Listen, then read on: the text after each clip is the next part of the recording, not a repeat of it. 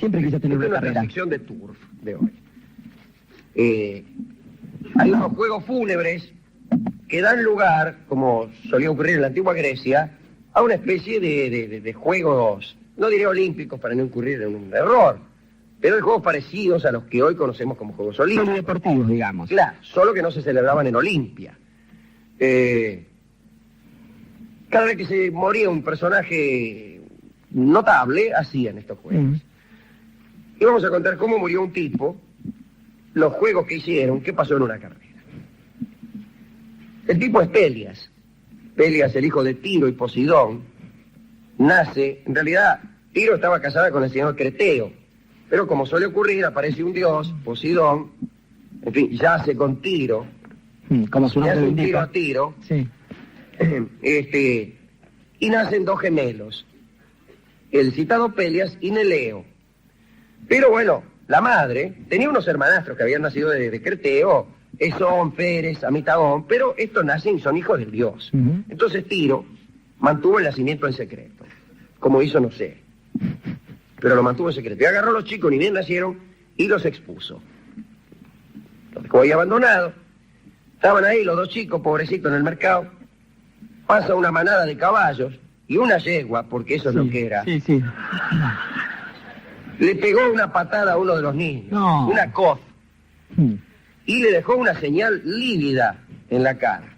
Y a ese niño le pusieron Pelias, que no otra cosa quiere decir en griego que señal lívida. Y al otro le pusieron Neleo, no sé por qué demonios. Hay una tragedia de Sófocles que se ha perdido, hay muchas que se han perdido. En realidad hay muchas más que se han perdido que no las que se han conservado, como todos sabemos. Se llama Tiro, y aquí parece que estaba toda esta historia. Parece que fueron recogidos por un pastor, que después Tiro los recuperó. Lo que pasa siempre con los chicos que las princesas abandonan. Primero los abandonan, parece que están resueltas a matarlos, después hay un pastor que los cría, y una vez que se evitan todo el gasto de la crianza y manutención de un niño, Lo recuperan. ya cuando tienen 15, 20 años lo recupera y lo hace laburar. Tiro tenía una madrastra, Sidero, que era una sinvergüenza. Un día vamos a hablar de esto. La tenía, pero carpiendo, por usar un eufemismo. Y ni bien volvieron los mellizos Pelias y Neleo, resuelven librar a la pobre Tiro, a su pobre madre, de su madrastra, que era malísima. Entonces la corren para matarla. Vieja, el diablo, le dice, y la corren. Y la vieja Sidero se refugió en el altar de Hera, donde desde luego, como en todos los altares, estaba prohibido cometer crímenes. Nuestra Juno es ella, ¿no? Claro. Hasta allí la persiguió Pelias y redondamente la mató, despreciando el carácter sagrado del altar de la diosa. Y bueno, la diosa se la juró. Y se la vas a caer. La saca de mansito. Bueno, Pelias y Neleo, los dos mellizos, disputaron el poder, prevalece Pelias, y Neleo es expulsado a Pilos. Bien. Pelias se fue a vivir a Yolco, en Tesalia, y allí se casó con una señora, Anaxibia, tuvo un hijo que se llamaba Casto, y 4 chiquitas, 4 nenas, ricas las pibas. Sí. Sí, dice Pelopia, Hipotoe. ¿Qué tal, Hipotoe? Portate bien, Hipotoe. Y Alcestis, portate bien que va a venir tu papá, Pelias. Y bueno, un día había una convocatoria para hacer un sacrificio a Posidón, y entre los convocados aparece Jasón. Jasón era sobrino de Pelias porque era hijo de su hermanastro Esón, su hijo Jasón. Pero ¿qué pasa? Discúlpeme. Un día Pelias había ido a consultar al oráculo. Y el oráculo le dijo, desconfía de un hombre que lleve calzado un solo pie, porque ese hombre hará peligrar tu reino y tu vida. Desconfía de un hombre que lleve calzado un solo pie. Y, muy bien, hasta ahí el oráculo. Ese día vienen todos a los festejos de Posidón, y Jasón, en el camino, pierde un tamango, pierde una sandalia, y llega al sacrificio de Posidón con un solo pie calzado.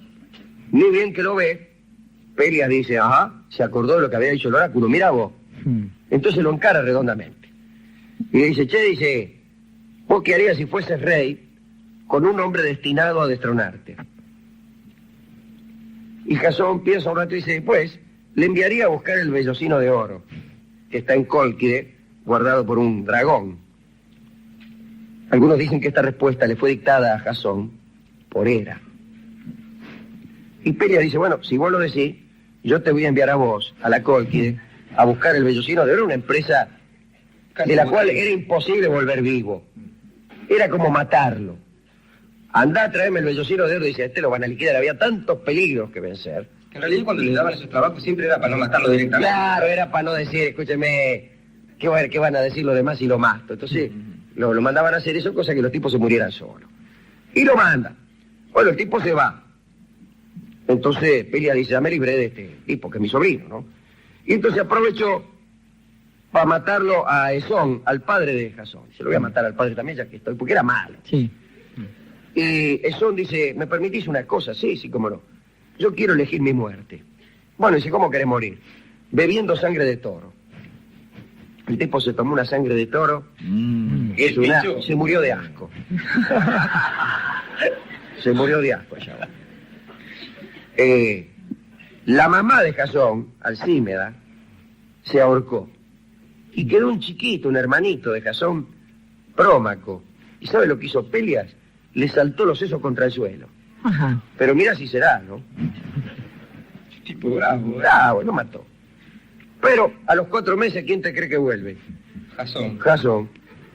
Y dice, toma, aquí está el vellocino de oro. Y este dice, Dios te libre, ¿no? Pero se entera. Jasón se entera de todo lo que ha pasado, hace un consejo de guerra, incluso iba el hijo de Acasto, el hijo de Pelias, iba con Jasón. Dice, bueno, miren, vamos a ver qué pasa, se hace el Gil. Se hace el Gil, se fue a Corinto, y ustedes recuerdan que de Cólquide Jasón se había traído una novia, y esa novia era la bruja Medea, terrible, que ya había hecho descuartizar a su hermano. Y aquí sucede una cosa que hemos contado en este programa, cuando hablamos de Medea. Dice, Medea, déjamelo a mí, a Pelias. Yo voy a hacer que se muera. Y se mete ella sola en la ciudad, habla con las 4 chiquitas, con Cídice, con Pelopias, con Hipotoe y con Alcestis. Y dice, muchacha, dice, ya Papi y Pelias están medio, no se cocina el primer hervor. Está medio bichoco, dice, ¿saben que yo soy capaz de hacer rejuvenecer a la gente? Sí, dice, ¿cómo hace? Mirá, muy sencillo, la corto en pedacitos, la hago hervir. Y queda blandito. Y quedan, pero dice, no, anda, son mentiras. Dice, las pibas, vas a ver, agarran un carnero viejo, agarran un carnero viejo y lo cortan, lo descuartizan, lo cortan en pedacitos y...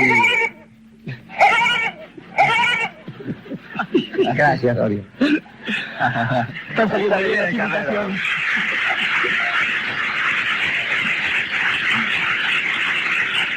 Lo meten en una olla, lo va a servir y aparece un cordero. Sí. Un cordero. Parecido. Es el mismo que le está cambiando la voz, ¿no? Claro. Dice, bueno, fenómeno. Entonces lo descuartizan a Pelias, lo meten en un caldero, bueno, como ustedes saben, no resucitó nada. No. Se murió. Las chicas avergonzadas huyeron a Arcadia. Dicen que Alcestis no habría participado de ese asunto, pero no sé. Llega el hijo, Acasto, recoge los restos de su padre y celebra entonces los funerales de Pelias. Lo metieron, lo amontonaron ahí como pudieron, porque estaba en pedacitos el pobre Pelias. Y celebra los más solemnes juegos que se recuerden. Y allí intervinieron Cástor y Pólux, los Dioscuros, Telamón y Peleo, que fue después el padre de Aquiles, el propio Heracles, Meleagro, que ganó el lanzamiento de la jabalina, Belerofonte, Eurito, que era el del arco, Céfalo, que tiraba con la onda mataba pajaritos, y Orfeo tocaba la lira, y hubo una carrera que yo quiero contar. A ver. Una carrera de caballo con carro. Caballo con carro. Y había un tipo, un cuidador, que se llamaba Glauco. Y era hijo de Sísifo, ¿se acuerda? Que el Piola, que se pasó de Piola y le hacían llevar la piedra después en el infierno. Bueno, fenómeno. El hijo de ese. Y tenía una yegua. También. Sí.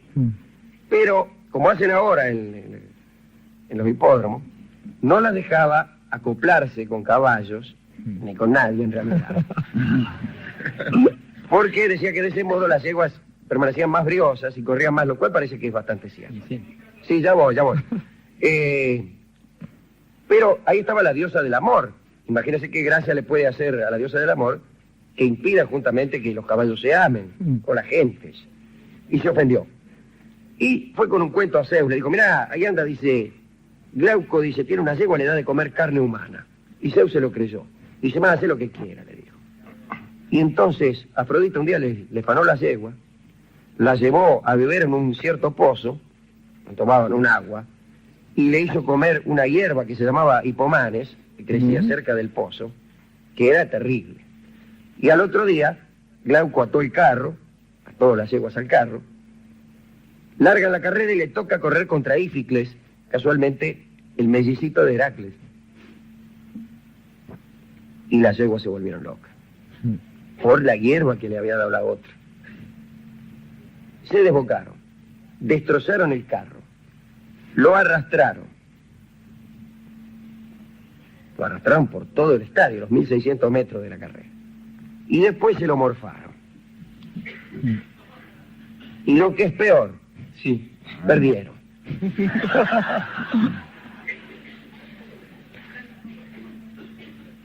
¿A quién dedicar esta doble historia?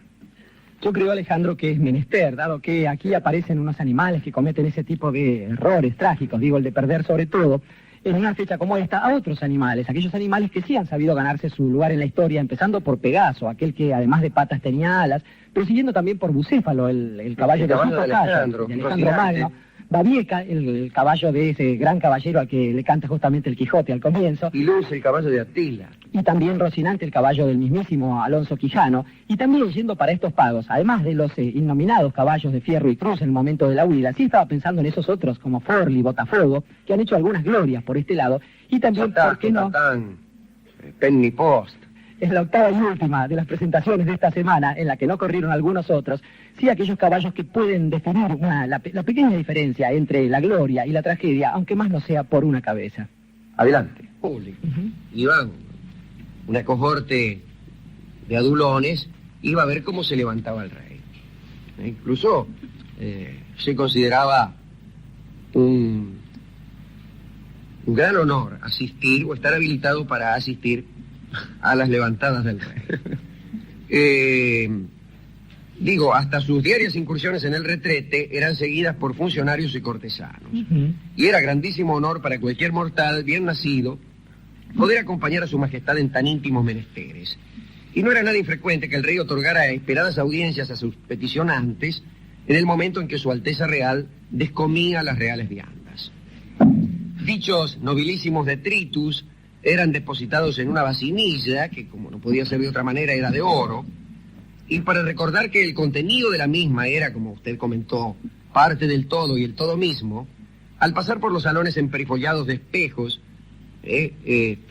bueno, el valet encargado de llevar esas regias era saludado por nobles que inclinaban la cabeza para saludar el paso de su Alteza Real, reducida, eso sí, a su más decantada expresión orgánica. Como ve, dice, en todas partes se cuecen y evacúan habas. Está muy bien lo de Kilian, siempre. Gracias, Kilian. Al comienzo del libro séptimo de la República, inmediatamente después de hablar de la línea dividida, como saben todos los que escuchan el programa de Tinelli, me estoy refiriendo al libro de Platón, claro, Sócrates le pide a Glaucón que se imagine la siguiente escena. Mira, dice Glaucón, Sócrates, que por cierto es un personaje de Platón. No dije nada. Le dice, mira, Glaucón, imagínate a unos hombres viviendo en una caverna. La entrada de la caverna ocupa toda la fachada.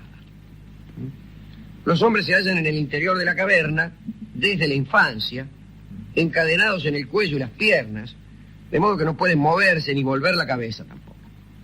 Lo único que pueden ver es el fondo de la caverna.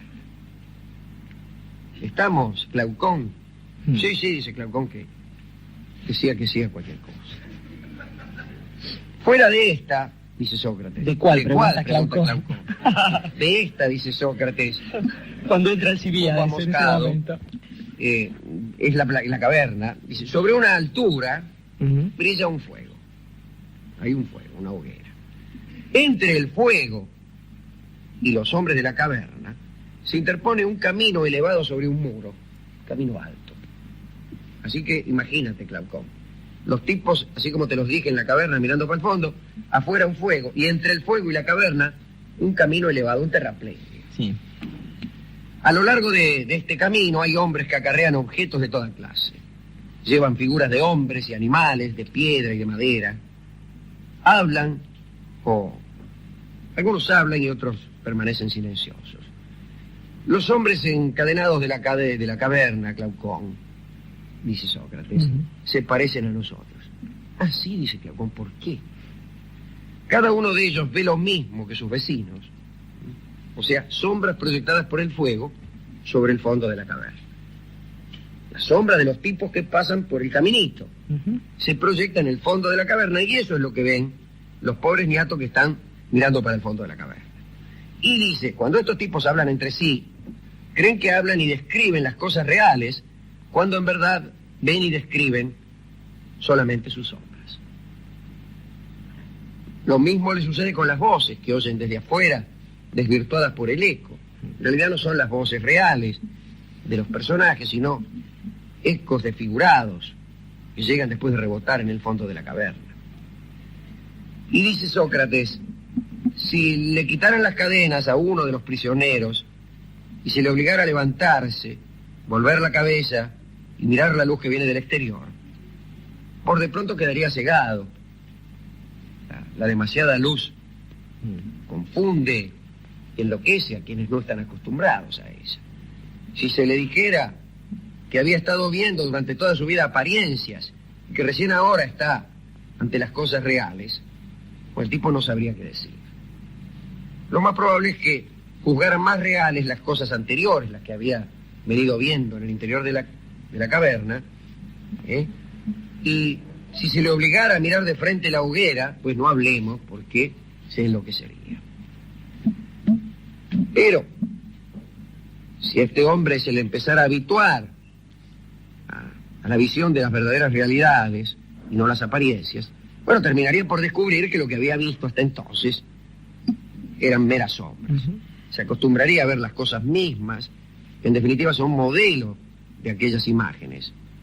Y más tarde iría elevándose hasta que al final podría ver hasta el propio sol, si me apurás, o Glaucón. Glaucón.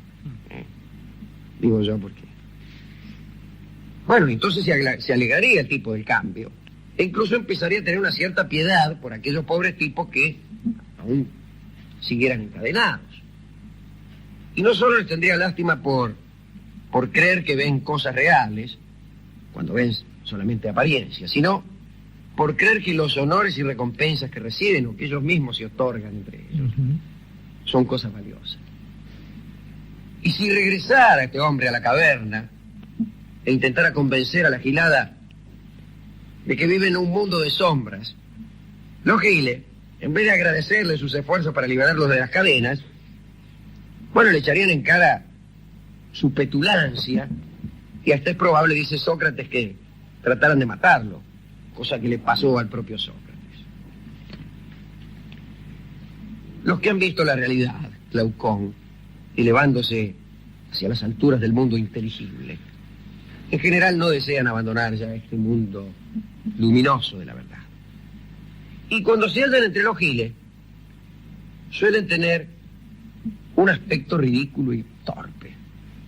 Han visto la luz, han visto la verdad, vuelven allí donde solo se da crédito a la falsedad y al reflejo y a la sombra y a la apariencia, y allí, en ese mundo aparencial, tienen un aspecto torpe, siendo como son depositarios de un saber mucho más profundo y verdadero. Hay dos turbaciones posibles.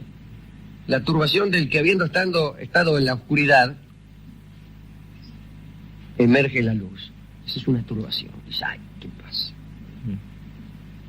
Pero hay otra, no menos poderosa, que es la de aquel que estando acostumbrado a la luminosidad, se mete en el mundo de la tiniebla. Y en ambos casos se produce una sensación de torpeza. El que estaba en la oscuridad, desde luego, no ve cuando la luz es demasiada.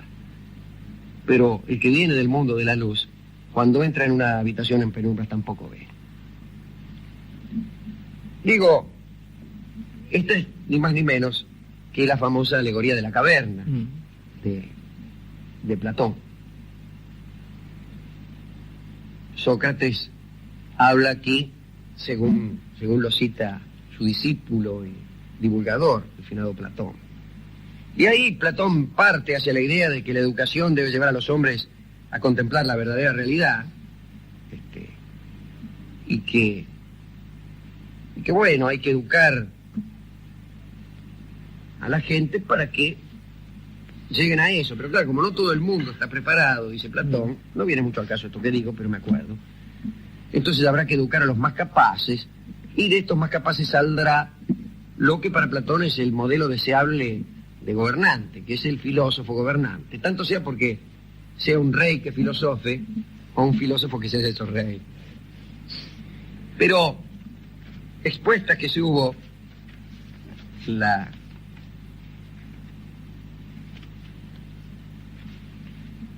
susomentada alegoría, diráse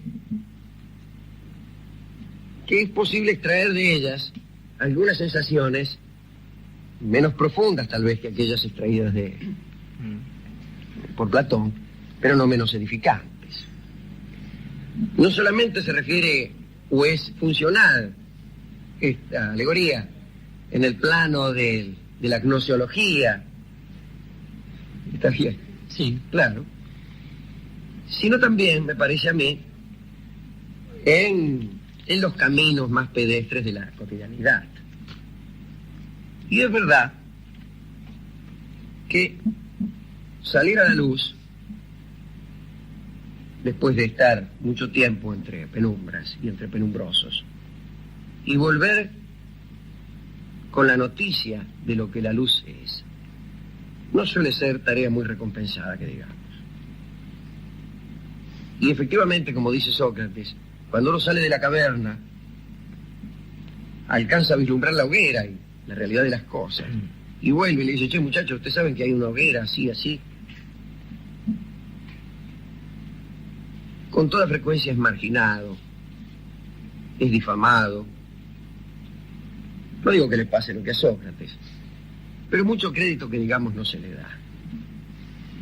Yo que no he salido de la caverna y que estoy ahí mirando para el fondo y encadenadas mis piernas, mi cuello y aún mis entendederas, porque estas cadenas de hoy son cadenas más poderosas que las que había en tiempos de Platón, cadenas que quizá no lastiman ni aprietan, pero que son más seguras. Aquellas cadenas podían romperse haciendo fuerza, y estas quién sabe. A veces la fuerza que hacemos para romper las cadenas son las cadenas. Pero... No está mal eso. No está nada mal eso. Pero a veces me parece, por ejemplo, desde adentro de la caverna, que no estoy viendo sino sombras, y que a mis espaldas, exactamente a mis espaldas, hay una realidad que no se me muestra. Hay una hoguera que las cadenas me impiden ver.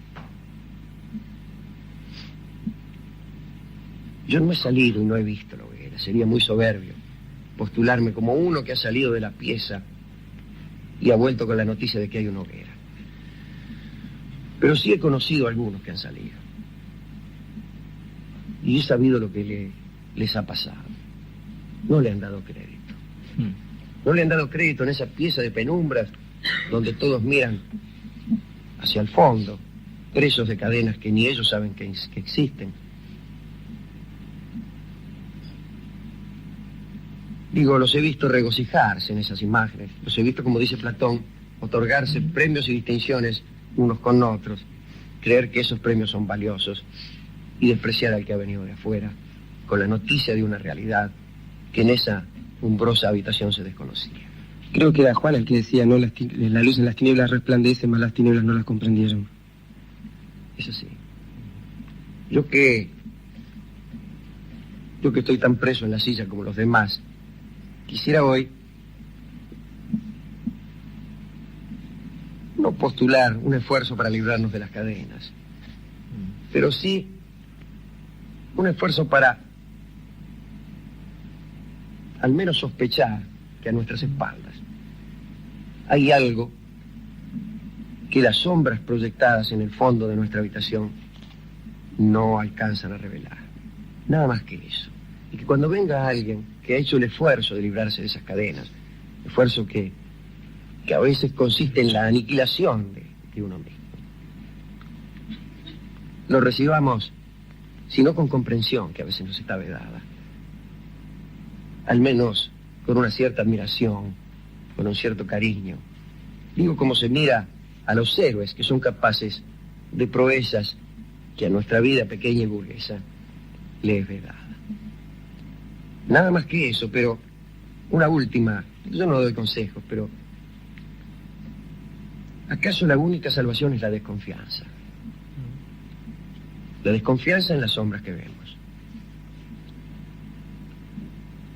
Tal vez empezamos a pensar que aquello que desde la infancia, como dice Platón, se nos viene enseñando, podría no ser cierto. Aunque sea, le obligaremos a quienes proyectan esas engañosas sombras a ser un poco menos groseros en sus engaños, lo que ya es algo.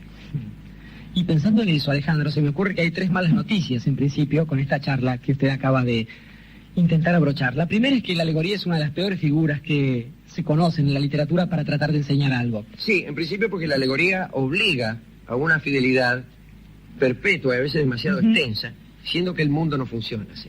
La segunda mala noticia es que la realidad, más allá de todo esto, no es otra cosa que eso que sucede en el marco de la caverna, en el marco de la proyección de sombras. Esto es, si la realidad es aquello en lo que uno se mueve y tener éxito significa destacar, sobresalir en aquel marco en el que uno se mueve, la realidad, la única y verdadera, es aquella que está sucediendo allí adentro. Y todo lo otro, todo lo demás es, según nuestro amigo Verlaine Literatura, pero según cualquier otra mirada, la posibilidad justamente de un gesto heroico, aquello que produce ciertos codos en la historia.